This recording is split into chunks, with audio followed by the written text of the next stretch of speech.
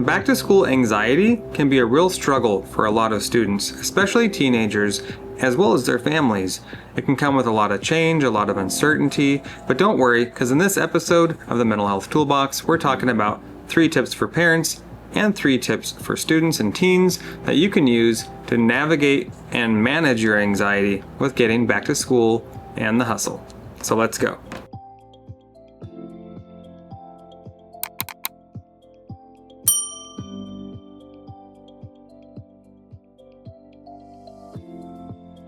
The start of a new school year can bring a lot of anxiety for both parents and students, especially teenagers. And it's important to understand that this kind of anxiety is very, very normal when we're thinking about going back to school, getting back into this routine, in particular for teenagers because there are so many unknown factors at play, especially for 9th graders who might be transitioning from middle school into high school. So we're going to be talking about 3 tips for both parents and teenagers and how we can best manage this anxiety. Keeping in mind, this anxiety is very real. It's a normal stress response when we feel threatened or unsafe, and nothing will make us feel afraid like the unknown. But don't worry, we're going to talk about how we can manage our anxiety and some tools for your preparation.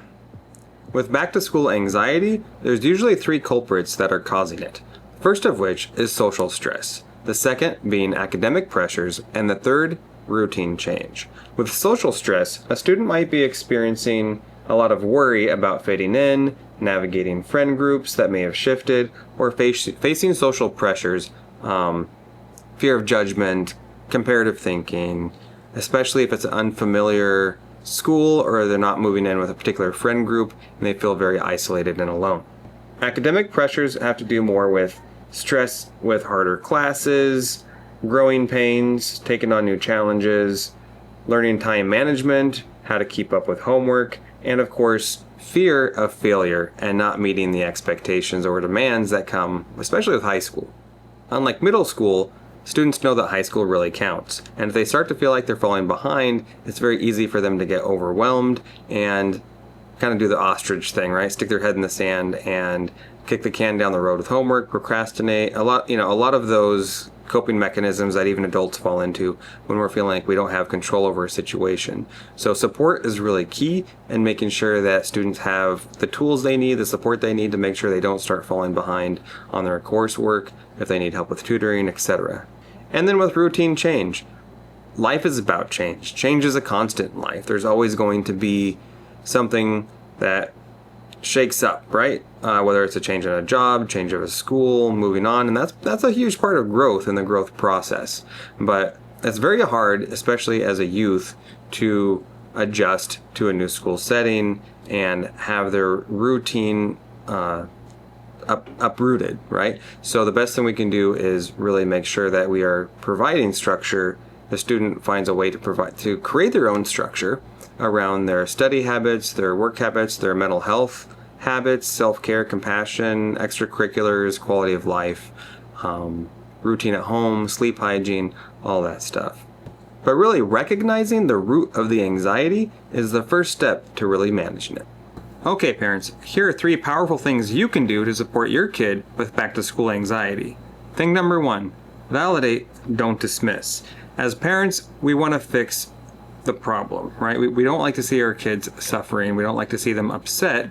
And it's natural to have that righting reflex where we want to provide solutions. But try to resist the urge to provide a solution and just give the student some room to breathe and vent and complain and share, most importantly, what's bothering them. Rather than try to put their anxiety at ease by saying, oh, don't worry about that, it'll be fine. Rather, try and explore and encourage them to share what they're upset about and use validation like, oh, that must be really rough. I'm sure it's hard to go back to school after you've been in summer and you don't have the structure and you've had more freedom. But tell me, what are you most worried about? What's your biggest fear with going back to school? What are you not so excited about? And the better you can get an idea of the picture they have in their head of what's causing them distress, the better equipped you'll be to support them with feedback, with advice when they're ready to receive it.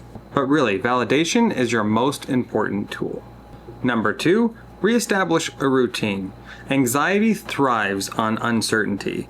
The unknown is what makes most of us anxious, right? We start future tripping, we start thinking about the worst case scenario, and it's much better if we understand what we're looking at in terms of what we're afraid of so that we can plan ahead. And structure and routine help us feel safe and especially more confident. So as parents, the best thing we can do is help our children reestablish a routine even before school starts. And if school's already started, then just kind of get back into a routine and explore what's working, what's not working. We all know that we do better when we're in our zone of focus and structure, and we perform at our best that way, and we're most confident. So trying to not push too hard, but really elicit and pull from your child, your teen, what structure has worked for them in the past, and maybe some areas they could use some help with building up some structure and systems in order to succeed. And number 3, problem solve together. This is especially important to help your teen, your child, build that sense of confidence and themselves to be able to solve their own problems. And so we become their thought partner. So we come alongside them and help lead them to solutions that come from their own creativity, right? They're able to identify their own solutions, and then we can help them create some action plans around that to make it more firmed up, right? More likely to work, to follow through with some structure. But it's very important that as parents, we elicit from the student, from the child, their own aha moments, their own solutions to what's going to work for them. In the long run, this is better because it teaches them how to rely on themselves, to have faith in themselves, to deal with life on life's terms, as opposed to necessarily giving them the answers ahead of time. Or we could try using prompting questions, open-ended questions to get them their wheels turning. Like, what's one thing you could do the first day of school, first week of school, first semester of school? What are some things you'd like to see happen?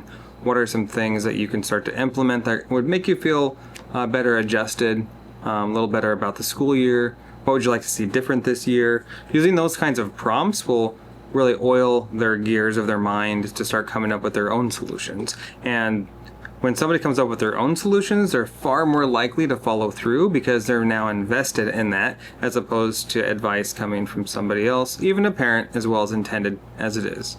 Okay, and for the teens, the students, here are 3 powerful tools you can use to get a handle on your back-to-school anxiety. Thing number 1, acknowledge the feeling. The thing about anxiety is if we pretend it's not there, it's going to come back even stronger, right? So it's very important that we acknowledge what we're feeling. If we're feeling anxious, that we try not to push it away, push the anxious thoughts away, but rather validate our feelings. And even if that sounds cringe, there's a lot of power in that when we face our thoughts, right? When we identify our thoughts instead of trying to gloss over them or push them away. And if we can identify where the anxiety is coming from, then we can start to problem solve around it. But as long as we avoid the fear, right? Because fear is the underlying issue behind anxiety. It's fear of bad things happening, fear of failure, fear of judgment. As long as we can start unpacking what that fear is, then we can start to do some reality testing and say, hey, is this actually true, or what's some evidence against this belief or this assumption that these bad things are going to happen? Or if we have something more tangible, maybe a bully or something else going on, maybe you have some drama you're carrying over with you from middle school, you can start to plan around those things and maybe identify some supports and some things you can put into place that's going to really decrease the odds that bad things happen or you have a bad experience, right?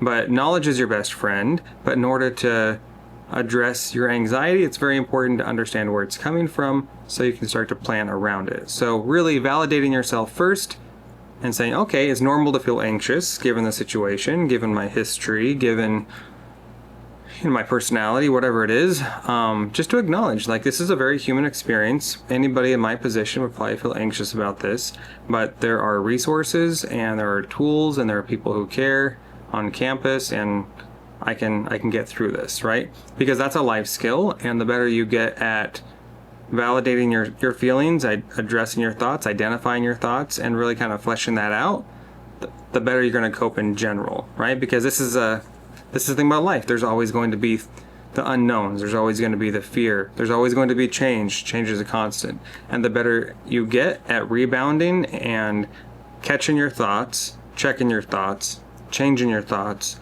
and using evidence to support your plan, right, to address your concerns, then the better equipped you're going to be to really kind of push through and make good things happen for yourself. Number 2, use a grounding technique. Now, grounding can be a lot of things. Grounding can be anything that really keeps you back in the present and out of your anxious thoughts. When you get too much in your head, it really robs you of the ability to be present. You start worrying about the future as opposed to just being where you are in real time, right? And you tend to go to worst case scenario. The more you worry, the more your nervous system ramps up, and it gets very hard to kind of get it back down to baseline, right? So here, something you can do to help you ground is deep breathing. You can breathe in 4 seconds through your nose, hold it, then 8 seconds out through your mouth. That really helps. Another thing that helps is the 5, 4, 3, 2, 1 technique. And what that looks like is naming 5 things you can see, 4 things you can feel, 3 things you can hear, 2 things you can smell, and 1 thing you can taste. This simple trick puts your brain out of worry mode and back into the now. And then you can start to problem solve. When you're anxious, when you're worked up, your critical thinking takes a nosedive and you can't really problem solve. So first things first, when you're feeling anxious, we have to get your nervous system calm back down before you can really even think critically about your options. And thing number 3, focus on the next small step. Don't start worrying about the whole school year and all the things that are going to go wrong with the school year and comparing yourself to last school year and all the things that went wrong. Just focus on the next thing on your agenda. Your first period. What am I going to do to get through first period? Okay, now what am I going to do to get through second period, right? And if you have a wellness center on your site, if you're having a rough day or you need a minute to regroup, a lot of schools have wellness centers. You can go, you can take 20 minutes, regroup, and then get back to it. If you can find a safe adult you can talk to and problem solve with, or talk to one of your friends during the passing periods about how you're feeling and some ideas about how to kind of get through the day, right? But it's very, very important that we just take it one thing at a time and not to get ahead of ourselves. Well, I hope you found that helpful. To give you a little head start, I did create a back to school plan worksheet you can grab in the link provided. You can do that on your own. You can do it with a trusted adult. You can do it with your mental health counselor if you have one, to kind of make sure that you have a plan, just like a safety plan if you have any risk issues or depression. This is a tool that you can use to plan ahead. How are you going to cope with the stress and help you identify the things to look out for and the things to plan around, right? So that you can have the best possible school year. All right, I hope that was helpful. Until next time, keep thriving.